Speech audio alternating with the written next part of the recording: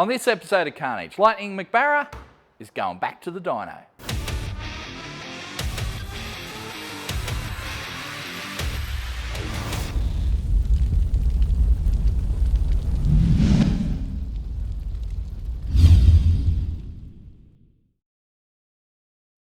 So, this moment has been a long time coming. It's been 18 months since we've had our little Barra MX5 on the dyno. To get to this moment, we've had to change a whole bunch of stuff. Now, the up pipe is gone. We've gone with a down pipe, a side pipe. Same motor, but different turbo. It's got a Pulsar GT 3584R turbo. Obviously, we've made some changes to the water system, which you saw last video. And you also saw that we put a whole tubular front end in there just to make everything fit. So, since then, we've sent it off for a wheel alignment, so it's all aligned, front and rear actually, for the first time ever, because we had no idea if the forelink was actually straight. Not sure, you know, because when it came to us, it was all loose, and we went, okay, we'll just tighten that up, and we sent it, not knowing if it actually drove straight or not. Well, now, it is straight, front and rear, wheel aligned, front and rear, and the best part,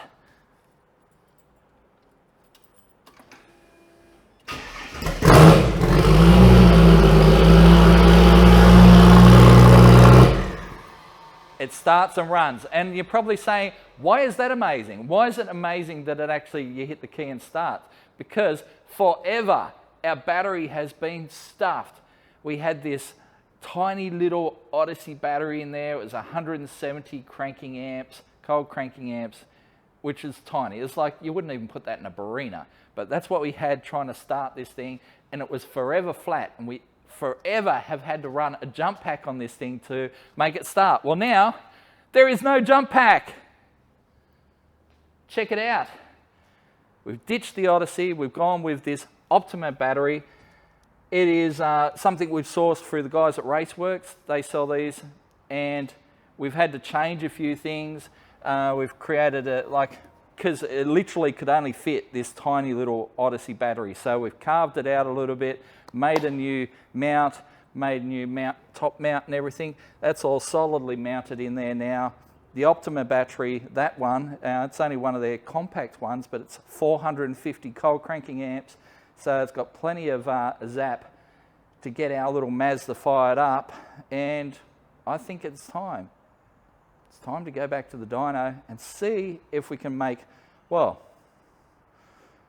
what did we make last time? 387 rear wheel kilowatt. So it's over 500 horsepower at the wheels, but I'd like to see, yeah, over 500 horsepower at the wheels, over 400 kilowatts at the wheels. That would be nice. Let's see how it goes. Let's see what it does when we stick 23 pounds of boost up its butt.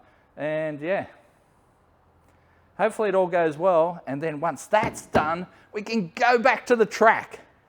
Anyway, dyno first. Let's not blow it up.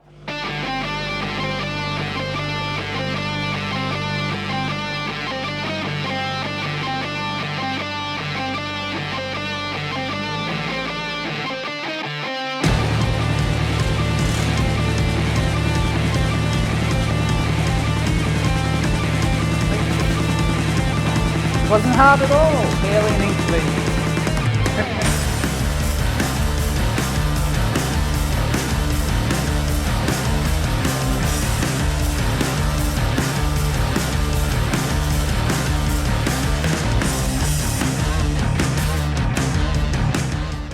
And here we are, we're back at Max Performance, the best dyno shop in the country. That's right, place where to take all your Barras. These boys have been helping us out for years, and yeah, well, it's been a while since this old girl has been on the dyno. June 2020 apparently, so it's been a while. But we're going to send it, see how much boost it likes without liking it too much. That's the plan. Anyway, somewhere north of 400 kilowatts of the tyres would be nice.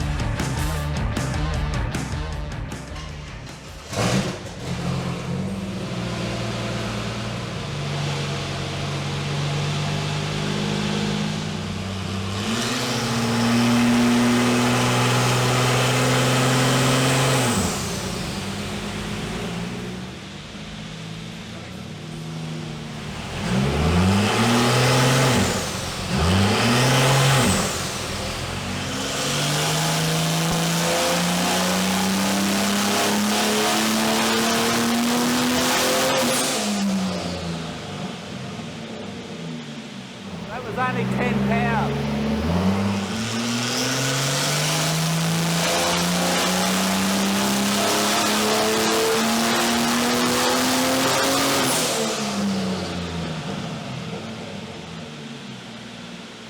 Same again, 10 pounds.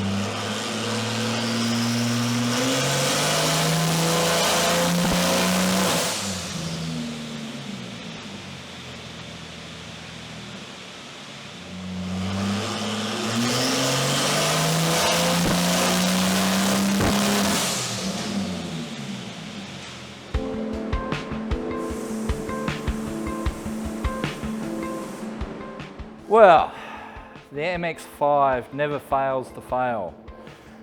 Yeah, look, the engine's still together, everything's okay, except we've got no boost control at the moment. 10 pounds is all we can make at the moment. 10 pounds of boost, and it's not the turbo's fault, it's kind of the wiring in this car has always been a nightmare. It's had like 4 different people go through it at various times, or not even go through it, that's probably a bad term to use. But 4 different people have, added their bits and pieces to it. Nothing wants to talk to each other. It's just frustrating. Half the time, Zane can't even, flash the ECU because it won't talk to it. But, we wiggle some wires and then it comes back and he can flash it. But yeah, no boost control at the moment, and just doesn't look like it's going to appear anytime soon. We saw it briefly arrive for one run and then it just disappeared, and yeah. But we did see 400 horsepower at the rears at 10 psi, so it's showing some potential, 10 psi and we're making 400 horsepower at the rear. Yeah, this thing will go once we get it sorted, but for now, back to the Carnage workshop, and we're going to basically do some serious rewiring. I think, because I didn't do the wiring on this car, I don't know a lot about it, but I'm kind of getting to that point where, you know what, I'm going to fucking pull it apart and do the wiring myself, because at least then I know who to blame. Bugger. Oh well, let's take it back to our shop.